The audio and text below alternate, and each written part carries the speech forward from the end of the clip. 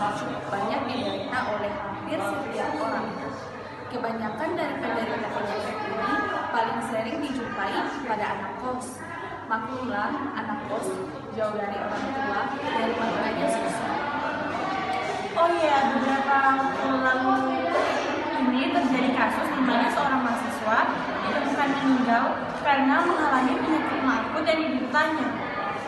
Jadi pada pokok pembahasan kita kali ini yaitu yang pertama, Definisi dan penyebabnya, yang kedua gejala dan tanda, yang ketiga tahapan-tahapan, yang keempat faktor risiko dari penyakit MA ini, yang kelima menular atau tidak menularnya penyakit MA ini, dan yang terakhir pencegahan dari penyakit MA ini.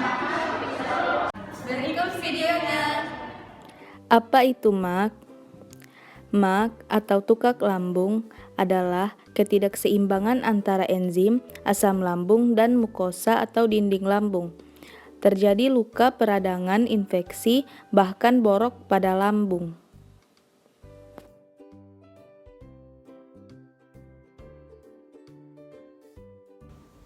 Sakit MAG atau dispepsia adalah gejala penyakit berupa rasa nyeri dan panas pada lambung yang terjadi akibat sejumlah kondisi.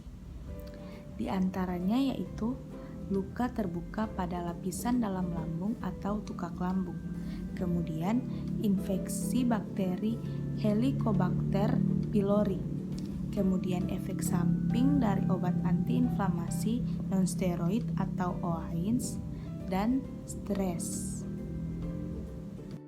Pada umumnya, sakit MA bersifat ringan dan dapat ditangani sendiri tanpa perlu berkonsultasi ke dokter. Namun, segera temui dokter apabila terjadi terus-menerus dan disertai gejala seperti muntah, sulit menelan, nyeri di dada, dan berat badan turun. Pada usia 55 tahun, dianjurkan untuk pergi memeriksakan diri ke dokter jika gejala yang tadi muncul. Gejala bisa berakibat buruk apabila disertai stres. Patofisiologi atau mekanisme terjadinya penyakit MA ini, yang pertama yaitu MAH ringan. MAH dalam tahapan ringan biasanya belum menimbulkan sakit yang berarti, namun akan terlihat asam lambung yang berlebih di sekitar dinding lambung. MAH sedang. Pada tahapan ini, sakit MAH sudah menimbulkan nyeri dan mual yang menyakitkan bagi penderita. Tahapan ketiga, MAH akut. Bagaimana tahapan terjadinya MAH akut? MA akut ini disebabkan oleh yang pertama faktor stres, yang kedua obat-obatan yang berlebih, dan yang ketiga minum minuman beralkohol, dan yang keempat makan makanan yang terlalu pedas. MAH akut dapat terjadi karena terdapat infeksi pada lambung maupun infeksi mikroorganisme merugikan yaitu Helicobacter pylori. MAH kronik adalah tahapan MAH yang sudah cukup parah. Pada tahapan ini, luka dan peradangan sudah muncul pada lapisan mukosa lambung di mana sudah terbentuk luka-luka tersebut. Kanker lambung merupakan tahapan terparah dari penyakit MAH. Gejala penyakit ini merupai sakit MAH pada umumnya saja, yaitu perut kembung dan nyeri ulu hati. Kanker lambung ini jarang menunjukkan gejala yang spesifik, terutama pada awal perkembangannya, seringnya baru terdeteksi saat sudah memasuki stadium akhir. Kanker lambung yang terlambat didiagnosis memiliki peluang yang lebih kecil untuk bisa sembuh atau kembali normal. Faktor risiko sakit MA yaitu yang pertama adanya masalah emosional seperti kecemasan atau depresi, yang kedua infeksi bakteri Helicobacter pylori, yang ketiga terlalu banyak makan, 4. Mengonsumsi minuman berkafein dan bersoda yang terlalu berlebih. yang kelima mengonsumsi makanan berlemak, berminyak, dan pedas. Apakah penyakit MAH ini dapat menular? Jawabannya ya, dapat menular. Dokter spesialis gastroenterologi Marcelius Simadibrata, penyebaran Helicobacter pylori adalah melalui alat-alat makan. Namun penelitian membuktikan bakteri tersebut justru menyebar dari kontak oral-oral. Dan kata lain, seluruh aktivitas yang melibatkan kontak oral, termasuk berciuman, bisa menularkan Helicobacter pylori.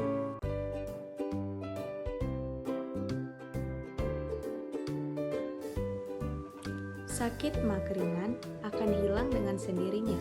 Adapun sakit MAG parah dapat diatasi dengan obat-obatan seperti antasida, antibiotik, dan antidepresan.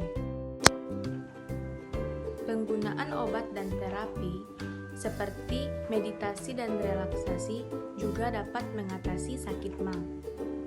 Pencegahan penyakit MA yaitu yang pertama, mengonsumsi makanan secara perlahan dengan porsi yang kecil agar beban kerja lambung tidak terlalu berat. Yang kedua, membatasi makan makanan yang berlemak, pedas, dan berminyak. Yang ketiga, mengurangi minum minuman berkafein tinggi. Yang keempat, menghindari obat-obatan yang dapat membuat lambung nyeri. Yang kelima, mengurangi minum minuman alkohol karena alkohol itu dapat membuat iritasi pada lapisan rongga perut. Yang keenam, jangan berbaring setelah makan. Yang ketujuh, berhenti merokok. Dan yang kedelapan, istirahat yang cukup. Yang kesembilan, hindari makanan yang mengandung kadar asam tinggi seperti jeruk dan tomat. Yang kesepuluh, hindari berolahraga saat perut dalam keadaan penuh.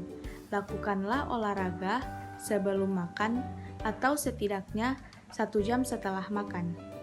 Yang ke-11, mengendalikan stres dengan cara meditasi atau yoga. Dan yang terakhir, hindari mengonsumsi obat-obatan yang menyebabkan nyeri lambung. Obat-obatan tersebut yaitu antiinflamasi non-steroid.